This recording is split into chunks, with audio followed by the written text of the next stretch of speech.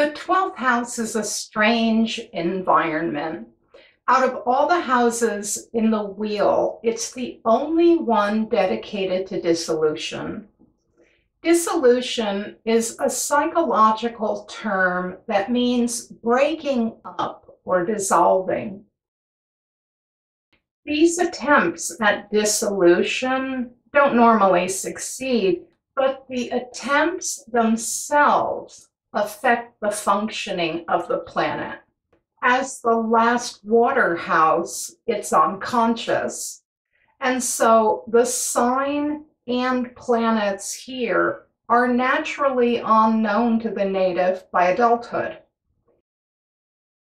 But how much leaks out for the rest of us to see varies a great deal. If you ask people about their 12th, they don't quite grasp it, and they don't have a lot to say about it. You might see a moon in the 12th who says they're on feeling. They live in the realm of the mind. They hate emotion. However, they're pouring emotion, and they're tuning in to everyone on an emotional level first. They wear a sign that says, "Come to me, I'll comfort you." And yet they don't feel any of it. This is of major importance because what you don't see and don't acknowledge can't be used, confronted, or developed. And this brings us to the 12th's association with self-undoing. One popular form of self-undoing is addiction. That means behavior that can't be stopped despite the fact that it has serious, life-damaging consequences. Addiction is born in the waters of the 12th. Why? Because it's the realm of the ancestors. What does one of those have to do with the other?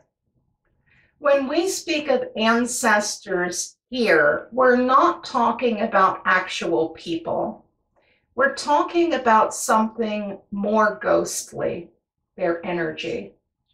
The prohibitions that came from your parents and the people before them. We're especially talking about the don'ts that spiral down through family culture. Don't be sexual. Don't trust. Don't cry. Don't listen to your instincts. Those are dangerous. And if you do, we won't be able to control you. As an individual, you're stamped by this energy, and its influence is powerful. It's powerful in part because almost everyone in the family is hypnotized by it.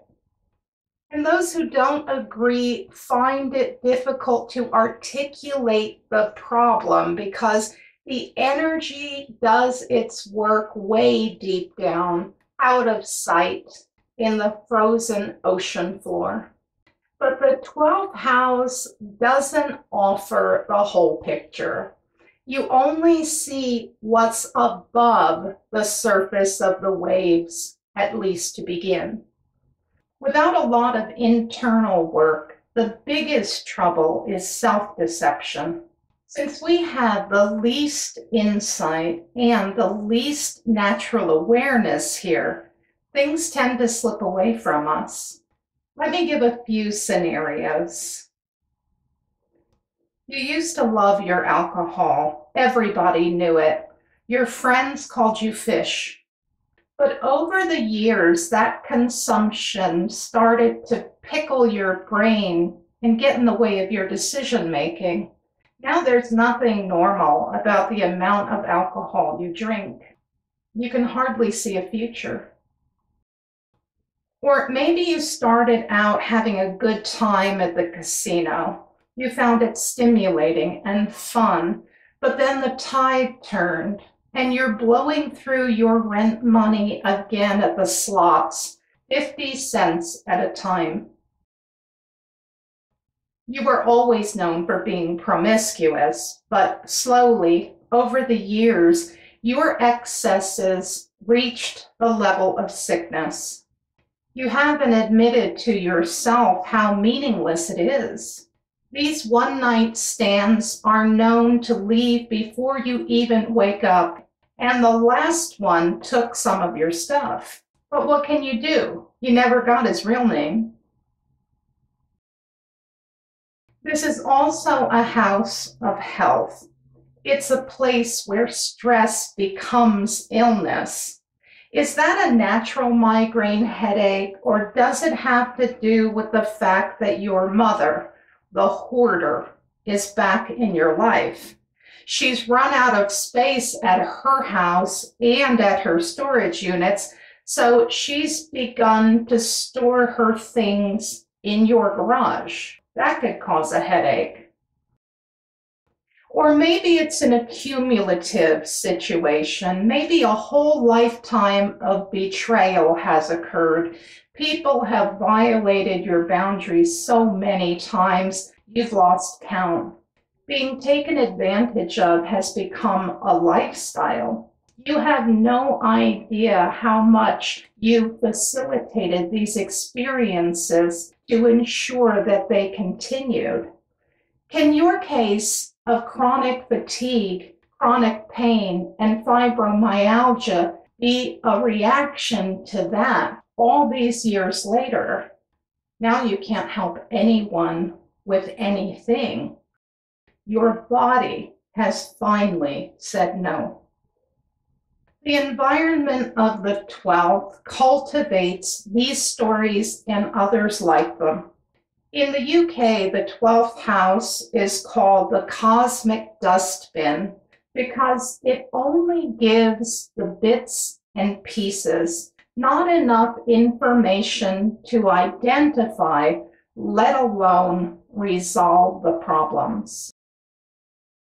This lack of clear vision and a lack of being able to see their own contributions is why people with heavy 12th houses often feel like victims, victims of others and victims of life. These are situations that usually require some professional guidance, and once these natives get it, they find that flowing underneath all the pain is an ocean of healing, an ocean of love. In fact, this wild oceanic world is the greatest gift of the 12th. It's so wide and cosmic and vast that it connects you to everything.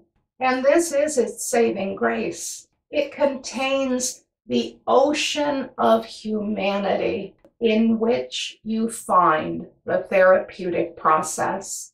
Healing comes from dredging up all the pieces and putting the story together.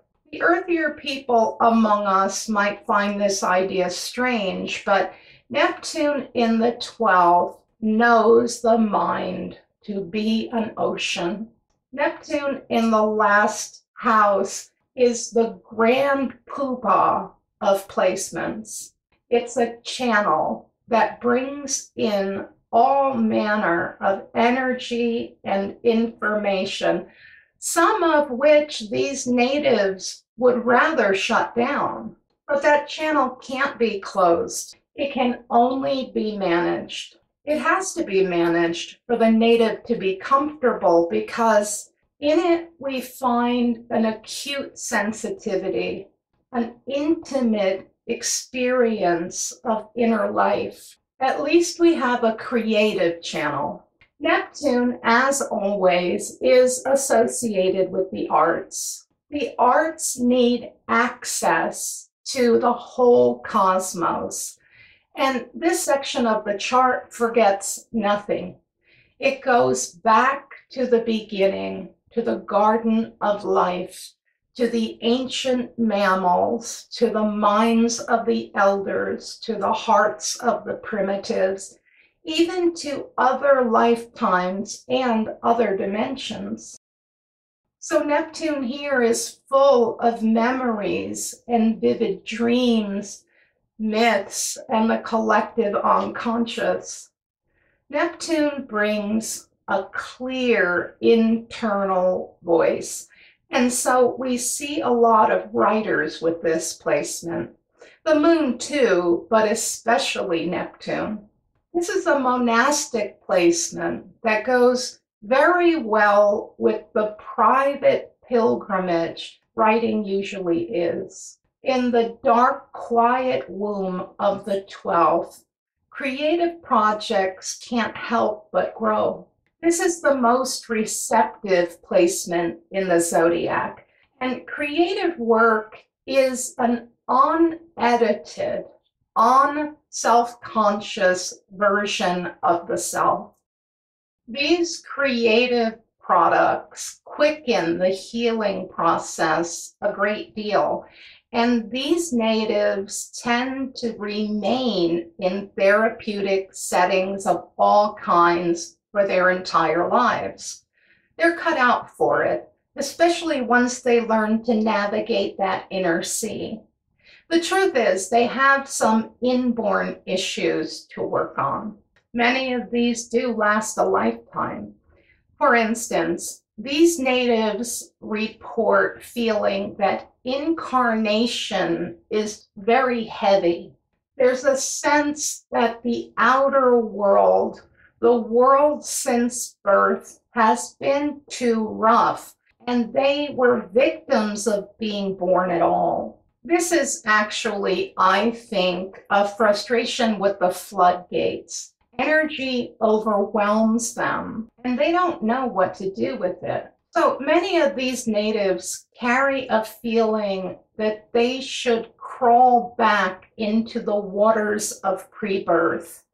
Since that isn't possible, they find the things in life that act like a womb. The creative process, changing consciousness, deep meditation, extreme connection to others, and breaking the earthly bonds through the use of psychedelic medicines.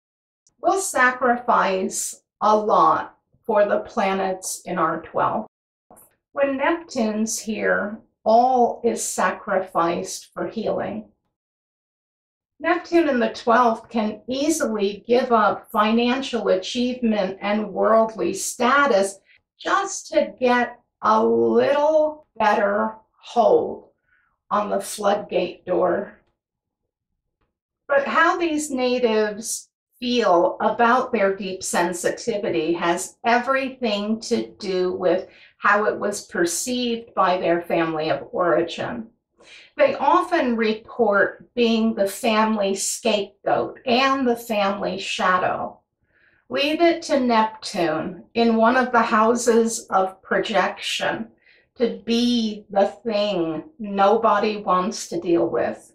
If you're a living version of what your family is trying to repress or ignore, you can easily become the target of their rage. This placement feels everything intensely, from grief to guilt to ecstasy. A family that's trying to keep emotions under wraps may give an ugly, primitive reaction without even being aware of why they're mad. Lack of awareness all around is why Neptune in the 12th is so difficult to manage. And so on a very inner, very private level, these natives grow up feeling psychologically paralyzed. This placement also tends to struggle with both anxiety and panic. And yet, as uncomfortable as these conditions are, they're usually what keeps them on their lifelong healing journey, along with poor health. I've spoken of sensitivity and creativity as the strengths of this placement, But there are a few more interesting things I've noticed. Neptune in the 12th not only brings a soft, sweet energy to the world, it also brings a rare, almost religious, abiding faith in oneself. There's a devotion to cleaning up the inner world that I've seen nowhere else and from nothing else in the zodiac. Thank you for watching Secrets from an Astrologer's Desk. Stay tuned for all the ways you can get in touch for a birth chart reading and full astrological services. Don't forget to like, comment, and subscribe.